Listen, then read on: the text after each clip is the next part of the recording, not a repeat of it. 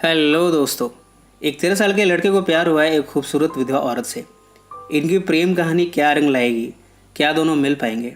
कहानी शुरू करने से पहले अगर आपने हमारे चैनल को सब्सक्राइब नहीं किया तो सब्सक्राइब कर लीजिए और बेल आइकन दबा दीजिए। इससे हमारी हर वीडियो की नोटिफिकेशन सबसे पहले पहुंचेगी आप तक। इस फिल्म की शुरुआत होती है एक स्कूल से। स्कूल में हमें काफ़ी लड़कों को लड़ते हुए दिखाया जाता है। इनमें एक एडम भी है। एडम अपने अपोनेंट से लड़ रहा है पर उसका ओपोनेंट उस पर भारी पड़ा है। इस लड़ाई में एडम का दांत टूट जाता है। बाद में टीचर इन्हें पनिश करती है। एडम अपने टूटे हुए दांत को नैपकिन में छिपाता है। पनिशमेंट के बाद एडम घर पहुंचा है। वो अपने इस टूटे हुए दांत को ग्लू से चिपका लेता है। रात को जब वो खिड़की पर बैठा है तब वो एक अश्लील मैगजीन को देख रहा है। तभी उसे खिड़की से मैगजीन वाली लड़की दूसरी अपार्टमेंट में बैठे हुए दिखती है। वह इस समय अर्धनग्न अवस्था में है और धूम्रपान किए जा रही है। उसके अंगों को देखकर एडम काफ़ी आकर्षित होता है। उसके खूबसूरत टांगों को देखकर एडम के मन में काम वासना जागृत होती है। अगली सुबह एडम उस लेडी के बारे में जानना चाहता है।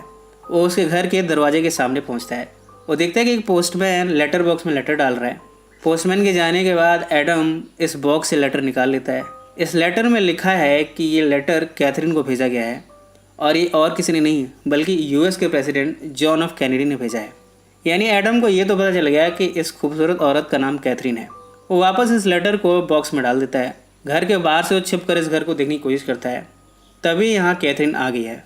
कैथरीन को देखकर एडम थोड़ा नर्वस होता है पर वो यह बहाना बनाता है कि उसे काम की ज़रूरत है। यूरोप की ट्रिप पे जाना चाहता है और उसके पास पैसे नहीं है। कैथरीन उसे घर के अंदर बुलाती है।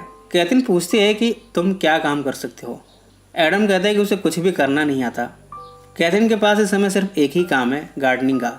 उसे अपने गार्डन को रिनोवेट करना है। एडम कहता है कि उसे आता तो नहीं है पर वो धीरे धीरे करना सीख जाएगा। इस तरह कैथरीन ने उसे अपने यहाँ गार्डनिंग का काम दे दिया है। घर से बाहर निकलकर एडम बड़ा खुश है। यानी एक ही रात में वो काफ़ी आगे बढ़ गया। कल रात को उसने कैथरीन को देखा था, आज वो उसके घर में भी आ गया, उसका नाम भी पता चल गया और अब वो रोज़ कैथरीन को देख सकता है यहाँ आकर। भले ही काम के बहाने पर उसकी एक मुराद तो पूरी हो ही गई। इसके बाद हम एडम को स्कूल में देखते हैं। स्कूल में भी एडम की एक क्रश है, फेथ पर वो काफ़ी दिनों से फिदा है। फेथ भी अक्सर एडम को देख लेती है। आज जब दोनों मिले हैं तो फेथ उसे इशारों इशारों में एक्सेप्टेंस दे रही है। एडम फेथ से पूछता है, क्या तुम मेरे घर चलोगी? फेथ कहती है कि मैं तुम्हारे घर आकर क्या करूं? एडम बहाने बनाता है कि दोनों घर पे बैठकर वीडियो रिकॉर्डिंग सुनेंगे, गाने सुनेंगे। इतने में टीचर पीछे से आ जाती है। वो एडम को जब एक लड़के के साथ फ्लर्ट करते हुए देखती हैं तब उसके कान को पकड़कर यहाँ से खींच कर ले जाती हैं। आज रात को एडम अपनी खिड़की से कैथरीन के अपार्टमेंट को देखता है। अक्सर वो फ़ोटोज़ खींचता रहता है, कैथरीन की, उसके घर की। वो नीचे देखता है कि कोई शख्स अपनी कार से उतरा है। उसके साथ कुछ और भी लोग हैं। ये और कोई नहीं बल्कि यूएस के प्रेसिडेंट जॉन एफ कैनेडी हैं। एडम इन सब की तस्वीरें खींचता है। प्रेसिडेंट कार से उतरता है। वो कैथरीन के साथ चुंबन क्रिया करता है। इसके बाद दोनों घर के अंदर जाकर हम बिस्तर होते हैं। एडम को ये जानकर हैरानी हुई है कि कैथरीन का चक्कर चल रहा है प्रेसिडेंट से। अगली सुबह वो गार्डनिंग का काम करने पहुंचा है और कैथरीन से इस बारे में पूछता है। कैथरीन कहती है कि तुम्हें इन सब के बारे में कैसे पता? एडम कहता है कि वो खिड़की से सब कुछ देख रहा था, उसने कुछ तस्वीरें भी खींची हैं। कैथरीन पहले तो कहती है कि जॉन एफ कैनेडी सिर्फ उसका दोस्त है, यानी उसके और प्रेसिडेंट के बीच में कुछ भी नहीं है। पर इस समय एडम के मन में ईर्ष्या है। वो कैथरीन को किसी और के साथ नहीं देख सकता। उसे पूछता है कि उसके बेटे की क्या कहानी है। दरअसल एडम को उसके पेरेंट्स ने पहले ही कैथरीन से मिलने से मना किया है। जब एडम ने इस बारे में पूछा तो उसके पेरेंट्स ने कहा कि कैथरीन का पहले एक बेटा था, अब वो कहाँ है किसी को नहीं मालूम। यानी कैथरीन को बच्चों की देखरेख करनी नहीं आती। इसलिए उसके पेरेंट्स ने एडम को कैथरीन से दूर रहने को कहा था। इस बारे में एडम कैथरीन से पूछता है कि उसका बेटा कहाँ है। कैथरीन कहती है कि तुम्हें मेरे बेटे के बारे में कैसे पता? एडम बताता है कि उसके पेरेंट्स ने इस बारे में बताया है। एडम आगे भी कहता है, अगर तुम्हारा बेटा था इसका मतलब तुम्हारा हस्बैंड भी रहा होगा, अब वो कहाँ है? कैथरीन कहती है कि वो जा चुका है। इसके बाद कैथरीन और कोई जवाब नहीं देना चाहती, वो यहाँ से चली जाती है। थोड़ी देर में जब कैथरीन यहाँ से निकली है तब वो सज धज कर निकली है। एडम उसे देखकर कहता है कि वो बहुत खूबसूरत लग रही है। कैथरीन यहाँ पर स्माइल देती है और यहाँ से जाने लगती है। एडम अपना काम धाम छोड़कर कैथरीन का पीछा कर रहा है। कैथरीन की इस लंबी यात्रा में एडम पीछे पीछे कभी जंगल तो कभी सड़क से छिप कर कैथरीन को देखे जा रहा है। कैथरीन काफ़ी दूर जाकर एक शख्स से मिलती है। इसका नाम लूसियन है। लूसियन और कैथरीन एक दूसरे के साथ चुंबन क्रिया करते हैं। एडम इन सब को देखता है। वो वापस घर आ जाता है। घर में एडम मिट्टी से सना हुआ आया है। उसके पेरेंट्स उसे डांटते हैं और कहते हैं कि दोबारा वो कैथरीन से ना मिले। अगली बार जब एडम कैथरीन से मिलने गया है तब यहाँ उसका हस्बैंड मिला है। इसका नाम ग्राहम है। ग्राहम पहले तो एडम को पकड़कर कैथरीन के सामने ले जाता है। एडम के सामने ही कैथरीन और ग्राहम आपस में लड़ पड़ते हैं। यहाँ में पता चलता है कि ग्राहम और कैथरीन का काफ़ी पहले डिवोर्स हो गया था। अभी भी कैथरीन अपने बच्चे को खोने के गम से उबर नहीं पाई। ग्राहम बार बार उसे इन सब से आगे निकलने को कहता है। वो अभी भी कैथरीन के साथ रियूनाइट होना चाहता है, पर कैथरीन उसे बार बार इनकार कर देती है। इस बार भी वो ग्राहम को यहाँ से भेज देती है। एडम ग्राहम का पीछा करता है। ग्राहम लूसियन से मिला है और उसके साथ ही डॉक्टर वेल आया है। ये तीनों मिलकर किसी डायरी के बारे में बात कर रहे हैं। एडम को समझ नहीं आ रहा कि आखिर ये क्या कहानी है। इसके बाद स्कूल में एडम मिला है फेथ से। एडम के कहने पर फेथ और उसकी सहेली एडम के घर आते हैं। यहाँ फेथ और एडम एक दूसरे के साथ बैठे हुए आपस में चुंबन क्रिया शुरू करते हैं। जब एक दूसरे को किस कर रहे हैं कि तभी फेथ के मुंह में एडम का टूटा हुआ दांत आ गया है। ये सब देखकर फेथ बड़ी ऑकवर्ड होती है। वो एडम से कहती है, पहले तो अपने दांत ठीक करा लो, उसके बाद मुझे फ़ोन करना। इस तरह एडम की ये डेट फेल हो गई है। एडम बाद में कैथरीन से मिला है। वो ग्राहम और लूसियन की मुलाकात के बारे में बताता है और ये भी कहता है कि उनके साथ कोई तीसरा शख्स भी था, डॉक्टर वेल। कैथरीन कहती है कि तुम इन सब की फिक्र मत करो, मैं ये सब देख लूँगी। कुछ दिनों के बाद एडम जब दोबारा कैथरीन के घर आया है तब यहाँ कोई नहीं है। वो कैथरीन की डायरी को देख लेता है और इसे लेकर अपने घर आ जाता है। एडम और कैथरीन की मुलाकातें अक्सर होती रहती हैं। एक बार कैथरीन एडम को ड्रिंक पिलाती है। एडम यहाँ उसके साथ पेंटिंग करने की इच्छा जाहिर करता है। एडम और कैथरीन एक साथ पेंटिंग शुरू करते हैं। पेंटिंग करते हुए दोनों रंगों से खेलने लगते हैं। दोनों के बीच यहाँ होली खेली जाती है। इस समय एडम मौका पाते ही कैथरीन को बार बार देखता है। उसके अंदर काम वासना जागृत होती है। वो कैथरीन को स्पर्श करना चाहता है। वो कैथरीन को जैसे ही किस करने जाता है, कैथरीन उसे इनकार कर देती है। इसके बाद एडम अपने घर आ गया है।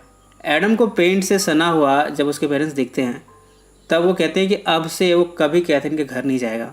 यहाँ तक कि एडम के फादर ने एडम की मदर को वर्क फ्रॉम होम लेने की आज्ञा दी है। इस तरह एडम की मदर अब एडम पर नज़र रखेंगी। एडम कैथरीन के प्यार में इतना दीवाना है कि वो डायरी को अपनी सीने से लगाकर सोता है। कुछ समय के बाद खबर मिली है कि प्रेसिडेंट की डेथ हो गई है। एडम कैथरीन के घर जाता है। वो देखता है कि कैथरीन काफ़ी उदास है। वो उसे सहारा देने जाता है। मौका पाते ही वो कैथरीन को किस करता है। कैथरीन भी उसे इसकी इजाज़त देती है। इसके बाद दोनों एक दूसरे के साथ चुंबन क्रिया शुरू करते हैं। एडम कैथरीन को किस करता हुआ अपने हाथों से उसके अंगों को स्पर्श करता है। कैथरीन यहाँ पर उत्तेजित होती है। दोनों एक दूसरे के साथ रति क्रिया करते हैं कि तभी कैथरीन को होश आता है। उसे लगता है कि ये सब गलत है। वो एडम को बीच में ही रोक देती है। एडम यहाँ से अपने घर आ जाता है। घर पर वो अपनी माँ को भी प्रेसिडेंट की मौत के दुख में रोते हुए देखता है। अगली सुबह कैथरीन एडम के घर आई है। एडम की माँ उसे एडम से मिलने नहीं देती। कैथरीन कहती है कि एडम के पास उसकी एक कीमती चीज़ है, उसे वो चाहिए। इसके बाद कैथरीन यहाँ से चली जाती है। कैथरीन जब अपने घर पहुँची है तब उसका हस्बैंड फिर से उसे मिलने आया है। वो कहता है कि अगर कैथरीन डायरी लूसियन को दे दे तब ये दोनों आज़ाद हैं और यहाँ से कहीं दूर जा सकते हैं। अगले दिन फिर से एडम को एज यूजुअल सज़ा दी गई है। उसे चर्च में भेजा गया है अपने क्राइम को कन्फेस करने के लिए। दरअसल वो मरे हुए प्रेसिडेंट की रिस्पेक्ट नहीं कर रहा और इसलिए उसे सज़ा दी गई है। जब चर्च में एडम बैठा है तब वो कैथरीन को यहाँ पर देखता है। कैथरीन कहती है कि वो एडम की आंटी बनकर स्कूल वालों से परमिशन लेकर इस चर्च में पहुँची है। कैथरीन यहाँ एडम से कहती है, अब मैं इंडिया जा रही हूँ। हालांकि मुझे वहाँ की लैंग्वेज नहीं आती, पर मैं वहाँ शांति ढूंढूंगी। मैंने सुना है वो काफ़ी अच्छी जगह है रहने के लिए। एडम मुझसे पूछता है, क्या अगर मैं उम्र में बड़ा होता तो क्या तुम मुझसे प्यार करती? कैथरीन इस समय एडम को किस करती है और इस बात की कंफर्मेशन देती है कि हाँ, वो भी एडम को पसंद करती है। पर कैथरीन यहाँ ये भी कहती है कि उसे वो डायरी चाहिए। ये डायरी उसकी मौत और ज़िंदगी का सवाल बन गया है। एडम उसे वादा करते हैं कि आज दोपहर को 3:30 बजे वो हर हाल में डायरी उसे दे देगा। यहाँ दोनों एक दूसरे से विदा लेते हैं। एडम अब जानता है कि शायद वो कैथरीन को दोबारा ना देख पाए, इसलिए उसकी आंखें नम हैं।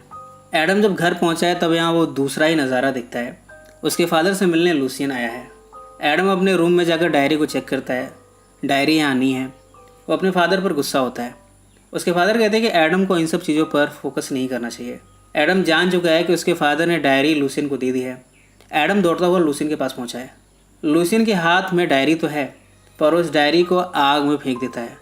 एडम अपनी आंखों के सामने उस डायरी को जलता हुआ देख रहा है। वो काफ़ी इमोशनल होता है। लूसियन कहता है कि वो कैथरीन से बस डायरी चाहता था। अब बेचारी कैथरीन आराम की नींद सो रही है। एडम भागता हुआ बाहर आता है।